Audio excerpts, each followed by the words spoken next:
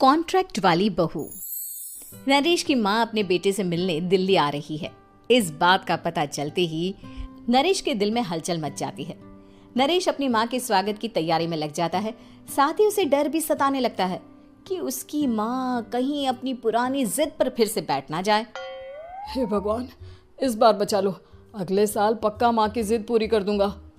तभी दरवाजे की घंटी बजती है। नरेश दरवाजा खोलता है तो सामने अपने मकान मालिक को देखकर हैरान हो जाता है, क्योंकि उनके साथ एक सुंदर सी लड़की भी थी। अब नमस्ते अंकल, कुछ काम था, मुझे बुला लेते। आपने क्यों कष्ट किया? अरे नहीं नहीं, इसमें कष्ट कैसा, मैं तो बस तुम्हें रीना से मिलवाने आया था। आज से रीना तुम्हारे साथ इसी फ्लैट में रहेगी। अंकल, कोई लड़का फ्लैटमेट नहीं है? एक अनजान लड़की के साथ रहना मेरे लिए थोड़ा अजीब होगा। देखो नरेश, मैं तुम्हें पहले भी बता चुका हूँ कि इस फ्लैट में तुम्हें किसी ना किसी के साथ एडजस्ट करना ही होगा, या फिर तुम अकेले पूरे फ्लैट का किराया दे दो, मैं किसी को नहीं रखूंगा। नरेश अपने मकान मालिक की बात सुन के रीना के साथ रहने के लिए तैयार हो जाता है, पर अंदर ही अंदर उसे ये बात खाने लगती है कि वो अपनी माँ को क्या जवाब देगा जब उसकी माँ रीना के बारे में उसे पूछेगी। दिन बीतने लगते हैं। नरेश और रीना अच्छे दोस्त भी बन जाते हैं, पर अभी भी नरेश अपनी प्रॉब्लम का सलूशन नहीं ढूंढ पाता। एक दिन नरेश बहुत परेशान सा बैठा होता है। तभी रीना उसे पूछती है, क्या हुआ नरेश, तुम काफी परेशान लग रहे हो, सब ठीक तो है ना? हाँ सब ठीक है, बस एक छोटी सी प्रॉब्लम है। वो एक्चुअली 2 दिन बाद मेरी माँ मुझसे मिलने आ रही है। अरे तो इसमें प्रॉब्लम क्या है, ये तो खुशी की बात है। हाँ रीना, बट मेरी माँ एक जिद लेकर बैठ गई है कि मैं शादी कर लूँ, पर मैं अभी इस चीज़ के लिए तैयार नहीं हूँ। ऊपर से जब वो तुम्हें देखेगी तो 100 सवाल करेगी, क्या जवाब दूंगा?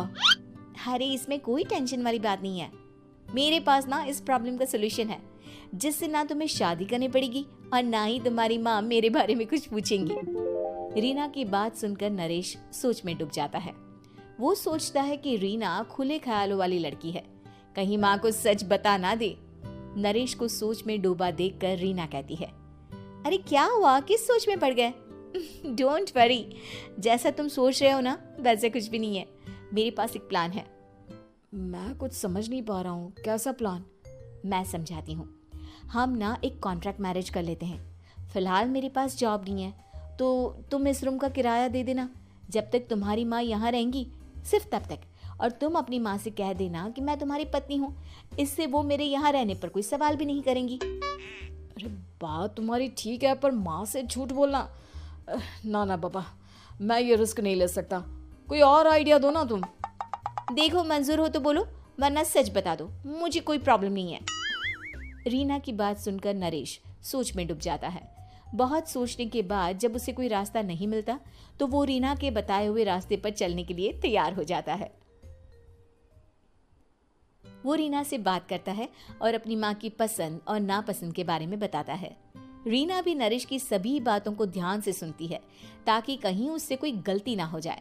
आखिर वो दिन भी आ जाता है जब नरेश की माँ उससे मिलने दिल्ली आ जाती है। नरेश अपनी माँ को फ्लैट पर लेकर जाता है। जैसे ही नरेश की माँ फ्लैट के अंदर जाती है, रीना उसके पैर छू लेती है। ये देखकर नरेश की माँ थोड़ी घबरा जाती है और नरेश से पूछती है, अरे बेटा नरेश, ये कौन है? माँ, ये आपकी बहू रीना है। माफ़ी चाहता हूँ, सब कुछ इतनी जल्दी में हुआ कि आपको बता ही नहीं पाया, इसलिए सोचा कि क्यों ना आपको सरप्राइज दिया जाए। अरे बेटा, मैं तो बस तेरा घर बसा हुआ देखना चाहती थी। हाँ, बहुत अरमान थे अपनी इकलौते बेटी की शादी को लेकर, लेकिन कोई बात नहीं, शायद किस्मत को यही मंजूर होगा। ये कहते ही नरेश की माँ रीना को गले लगा लेती है। रीना बेटिया, मेरा बेटा ना थोड़ा नादान है, पर तुम काफी समझदार लगती हो, और मैं जानती हूँ कि तुम इसका बहुत अच्छे से ध्यान रखोगी। माँ आप चिंता मत कीजिए, मैं सब संभाल लूंगी। नरेश की माँ अपने बहू और बेटे के साथ खुशी खुशी रहने लगती है। दिन बीतने लगते हैं। नरेश की माँ और रीना का रिश्ता बहुत मजबूत होता चला जाता है। वो दोनों सारा दिन एक साथ रहती और खूब बातें करती। इधर साथ रहते रहते नरेश और रीना भी एक दूसरे से प्यार करने लगते हैं। दोनों को इस बात का एहसास हो जाता है, फिर भी वो इस बात को छुपा कर ही रखते हैं। एक दिन नरेश की माँ और रीना शादी के बारे में बात करने लगते हैं। रीना बिटिया, ये तो नरेश ने मुझे बिना बताए शादी कर ली, वरना मैं तो अपनी इकलौती बेटी की शादी इतनी धूमधाम से करती कि सारी दुनिया देखती रह जाती। अच्छा माँ, आप ऐसा भी क्या करती नरेश और मेरी शादी में जो दुनिया देखती रह जाती? अरे बिटिया, एक माँ के अरमान तुम अभी नहीं समझोगी। मैं तो अपनी बहू को एक रानी की तरह लेकर आती और शादी भी बिल्कुल शाही अंदाज में करती, पर मेरे तो सारे अरमान ऐसे ही रह गए। खैर, मुझे तो अपने बेटे और बहू की खुशी चाहिए बस। ये कहते हुए नरेश की माँ की आंखों में आंसू आ जाते हैं। रीना भी ये सुनकर ख्यालों में खो जाती है, क्योंकि वो भी मन ही मन खुद को नरेश की पत्नी और उसकी माँ की बहू मानने लगी थी। शाम को जब नरेश ऑफिस से घर आता है तो रीना खुद को रोक नहीं पाती और नरेश के सामने उसकी माँ को अपने और नरेश के रिश्ते का सारा सच बता देती है। रीना की बात सुनकर नरेश की माँ दोनों से बहुत नाराज हो जाती है और घर वापस जाने की बात करने लगती है। तुम दोनों ने मुझसे सच छुपाकर बहुत ठेस पहुंचाई है मुझे। अब तुम लोगों के साथ नहीं रहना चाहती मैं, कल ही वापस चली जाऊंगी अपने घर।